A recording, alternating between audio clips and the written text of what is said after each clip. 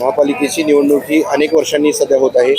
काय वाटते की प्रशासकांचा कारभार बरा होता की नगरसेवकाची गरज आहे? प्रशासक आणि नगरसेवक काय दोन्ही सेमच आहेत. काय आता कोल्हापूर जर आता बघितलं 15-20 वर्ष आहे असंच कोल्हापूर आहे. ना हद्दवाढ झाली, ना पाण्याचा प्रश्न मिटला, ना रस्त्याचा प्रश्न मिटला, ना कचऱ्याचा प्रश्न मिटला. प्रशासक असू दे ना नगरसेवक असू, लोकांना भूलथापा मारायच्या, पदं घ्यायची आणि लोकांना विसरून जायचं. आता मतदान आहे म्हणून ते मतदारांच्या दारात निघाले.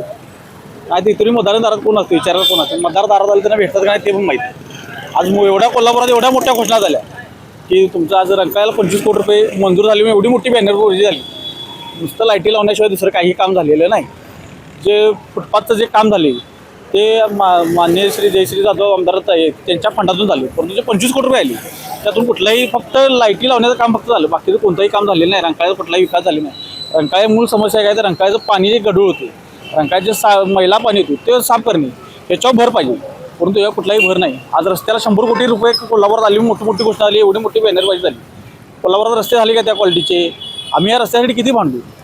रस्त्याची सांगितलं तुम्ही पद्धत एक केली, पद्धत एक. आज आम्ही रस्ते 2-3 वेळा काम त्यांचं बंद पाडले का? तर रस्त्याची हाईट वाढते. रस्त्याची हाईट वाढून उपयोग आहे का रस्त्यांची? आज दुकानात जे पाणी शिरणार आहे, तुमचं कसलंही नियोजन नाही. रस्ते तयार करायचे, नंतर तुम्ही पाण्यासाठी परत उकरायची, ही पद्धत येते.